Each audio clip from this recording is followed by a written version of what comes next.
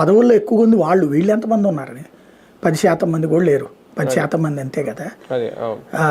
అదే సమయంలో ఇద్దరిది కలిపి 15% ఏమో ఉన్నట్టుంది బీజేపీ జనసేన గారు.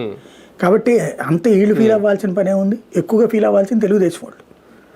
కాబట్టి అవి అనవసరపు వివాదాలు తప్పించి ఏముండదు.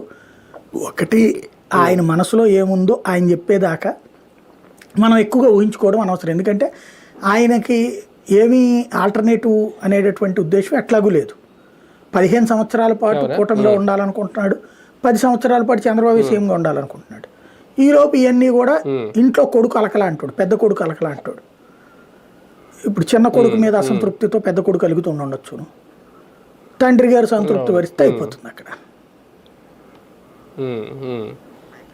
రైట్ సార్, ఇందులో మరొక కీలక అంశం ఈ వారంలో ఢిల్లీ ఎన్నికలకు సంబంధించి భారతీయ జనతా పార్టీకి దేశవ్యాప్తంగా చూసుకుంటే రేపు జరగబోయే ఎన్నికలు కానీ రేపు పశ్చిమ బెంగాల్ ఇవన్నీ ఎన్నికలు చూసుకుంటే భారతీయ జనతా పార్టీకి ఢిల్లీ ఎన్నికలు ఏమైనా బూస్ట్ ఇస్తాయా, దీనికి సంబంధం లేదా, ఢిల్లీ వరకు మాత్రమే సక్సెస్ అయింది అనుకోవాలా భారతీయ? ప్రతి గెలుపు ఉత్సాహం, ప్రతి ఓటమి నిరుత్సాహం, అదే సమయంలో ప్రతి ఓటమి మరొక గెలుపుకి పునాది.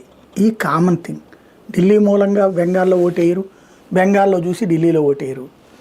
ఇప్పుడు మహారాష్ట్రలో ఓటేసిన వాళ్ళు మరి కాశ్మీర్లో వేయలేదే, జార్ఖండ్లో ఓడిపోయారే, హర్యానాలో ఓట్లేస్తే గెలిచారు కదా. కాబట్టి ఎక్కడ రాజకీయం అక్కడే. ఢిల్లీలో గెలిచేసిందని బీహార్లో గెలవదు, బీహార్లో ఓడితే కనుక ఆంధ్రప్రదేశ్లో తేడా వస్తుంది అనేది ఏం కాదు.